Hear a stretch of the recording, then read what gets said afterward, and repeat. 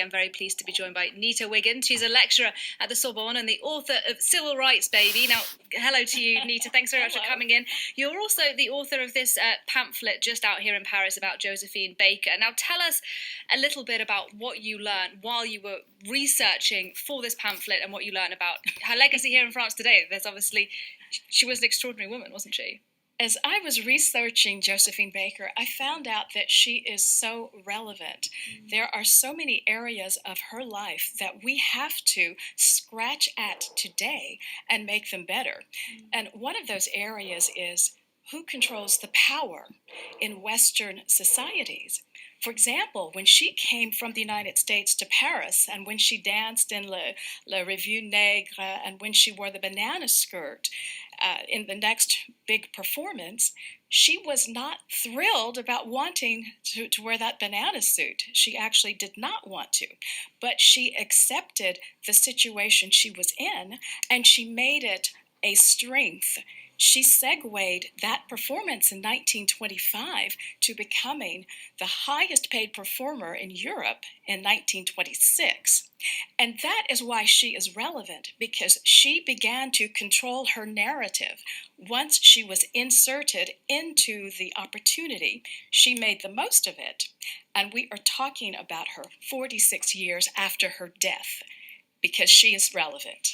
And I appreciate what you're saying hugely about how she managed to sort of try to take control of her own narrative. But that said, those images of her dancing in the banana skirt, I mean, viewed through a modern lens, they're rather uncomfortable to look at, aren't they? A lot of things that we look at from 100 years ago do make us uncomfortable. But the reason that in my research, the reason I found strength in her story is that she arrives here in France as a teenager, and within a year, she is dancing and has this global or European audience, and then she publishes her biography. She publishes the memoir of Josephine Baker in 1927. Maybe 26, maybe 27. And so we can look at the strength of deciding 1 year after arriving that she would control her own story. It's like Russ Worm and Cornish said with Freedom's Journal, which was the first Black newspaper in the United States. Too long others have spoken for us. So she started to speak for herself 1 year after arriving in France. Well, for years, campaigners here have been saying she needs to be recognised with a place in the Pantheon. She died, as you said, 46 years ago. So why has it actually taken so long for this recognition to be bestowed upon her? I just have to say that it is time. I can't address all of those reasons and all of the obstacles that someone or that a structure would have put in place to continually say no to her. But women, and not even women, but people, sometimes have an obstacle that is not of their making, but it is for them to jump over it. And she has done that. She did that throughout her career. And as a matter of fact, she is regarded as the first woman to have creative control over a film in which she was acting. That was back in the 1930s. And so despite the limitations that were there for everyone else, Josephine Baker decided they were not to be her limitations.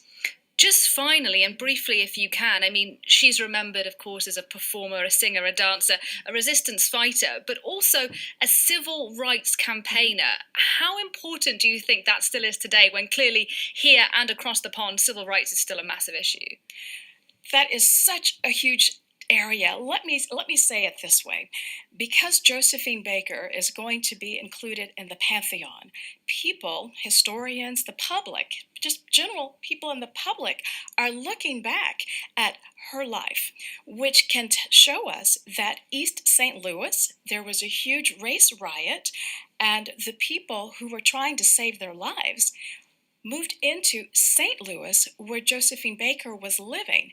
So we can start looking, as the United States and as other Western countries, we can start looking at situations in which there was racial tension and Black people became the victims of racial tension. So, for me, it is important about Josephine Baker's inclusion in the Pantheon because now we can look at the situations that helped her decide to take opportunities in Europe. And with that, we can start to look at some of the issues that are not covered in our school books. And so civil rights, we've got to look back to her early life and start trying to figure out what civil rights changes we still need to make. It's a big topic, I know. It's a big topic, and unfortunately we are out of time. I wish we could talk more about this, but Nita Wiggins, I want to thank you very much indeed for coming in, sharing your thoughts with us today on the programme. Thank you.